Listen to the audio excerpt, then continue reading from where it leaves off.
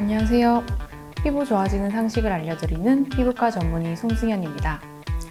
오늘은 보습제의 종류와 피부 장벽, 그리고 어떠한 기준으로 보습제를 선택하면 좋을지에 대해서 알려드리도록 하겠습니다. 먼저 보습제의 성분에 대해서 알아보겠습니다. 수분제란 대기중이나 진피층의 수분을 끌어와서 피부 각질층에 보습 효과를 내는 것인데요. 대표적으로 글리세린이나 유레아, 히알루론산이 여기에 속합니다. 수분제는 건조한 환경에서는 오히려 각질층의 수분을 외부로 방출해서 건조한 느낌을 줄 수가 있기 때문에 이 수분제 성분만 단독으로 보습제에 쓰이지는 않습니다. 밀폐제는 피부 표면에 기름막을 형성해서 수분 손실을 방지하는 역할을 합니다. 여기에는 미네랄 오일, 그리고 바셀린, 호호바 오일 등이 대표적으로 속하는데요. 바를 때 기름기가 있는 느낌이 들기 때문에 사용감이 좋지 않은 단점이 있습니다. 연화제는 각질층 사이에 있는 틈을 메워줘서 부드러운 느낌을 주는 성분인데요.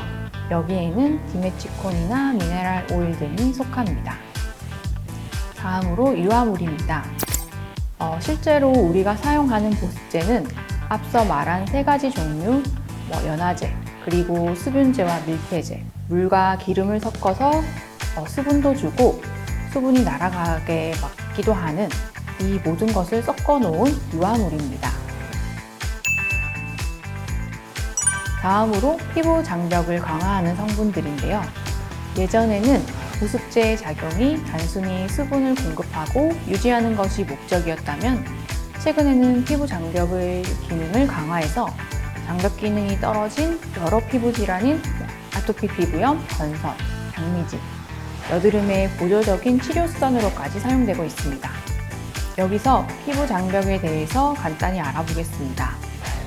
보통 피부 장벽의 구조를 벽돌과 시멘트에 비유하는데요.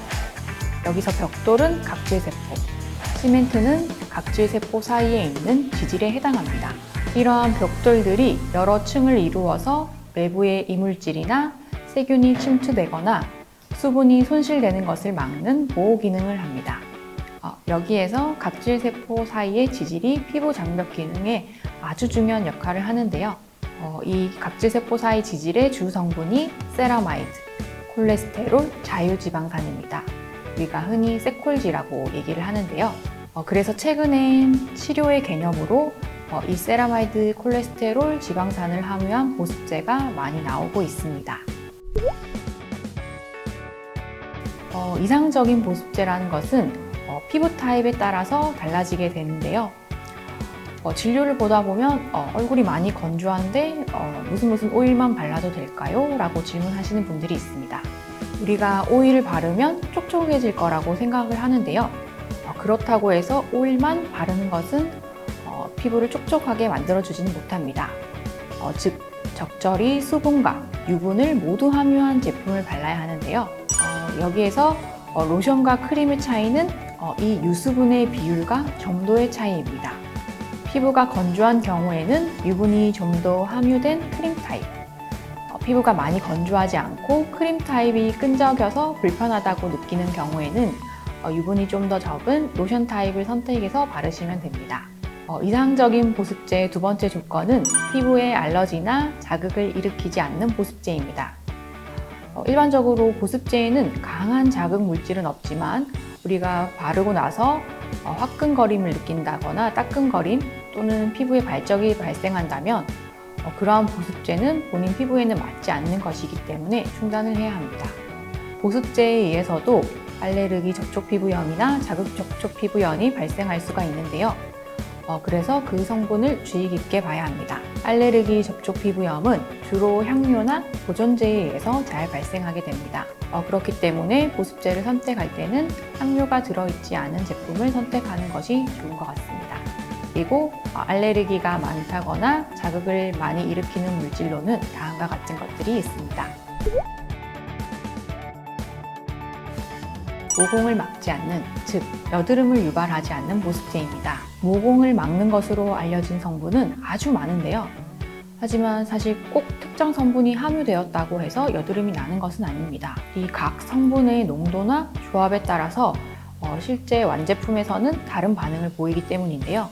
그렇기 때문에 우리가 여드름을 잘 유발한다는 성분, 그 성분 하나만 보고 이 제품이 여드름을 일으키는지 아닌지 판단하기보다는 완제품이 여드름 유발에 대해서 안전성이 확립이 되어 있는지, 즉 non-comedogenik 테스트를 완료하였는지 등을 확인하고 사용하는 것이 더 좋습니다. 일반적으로는 보습제 자체의 점도가 높고 유분이 많이 포함되어 있는 경우에 모공을 막을 가능성이 높기 때문에 여드름이 잘 나는 피부라면 묽은 제형인 로션 타입의 보습제가 좋습니다. 다음으로는 약산성 보습제입니다. 우리의 피부는 pH가 4.5에서 5.5의 약산성 상태입니다. 피부의 pH가 높아져서 알칼리에 가까워지면 피부의 각질층 탈락이 정상적으로 이루어지지 않고 각질세포 사이에 지질, 즉 세콜질을 만들어주는 효소가 억제되기 때문에 피부 장벽이 약해지게 됩니다. 특히 보습제는 세환제와는 다르게 바로 씻어내는 것이 아니라 피부에 계속 바르고 있는 것이기 때문에 pH가 좀 더 중요하다고 생각됩니다. 마지막으로 피부 장벽이 약화된 경우, 즉 아토피 피부염이나 건선, 당미진과 같은 질환이 있는 경우라면 피부 장벽 기능에 매우 중요한 성분인 세라마이드, 콜레스테롤, 지방산이 함유된 보습제를 사용하는 것이 도움이 됩니다. 특히 피부에 존재하는 지방산 중 하나인 리놀레익 애시드라는 성분이 감소하게 되면 피부 장벽 기능이 떨어지고 모낭 내의 가각화증, 즉 모공이 막혀서 여드름이 잘 생기게 됩니다. 실제 제가 사용하거나 추천하는 특정 제품이 본인 피부에 맞을지는 알 수가 없기 때문에 오늘은 좀 더 원론적인 내용을 알려드렸고요. 이러한 내용을 토대로 본인 피부 타입에 맞게 그리고 또 본인이 잘 바를 수 있는 제형을 선택해서 보습제를 바르시길 바랍니다. 도움이 되셨다면 좋아요, 구독 부탁드립니다. 피부과 전문의 송승연이었습니다. 감사합니다.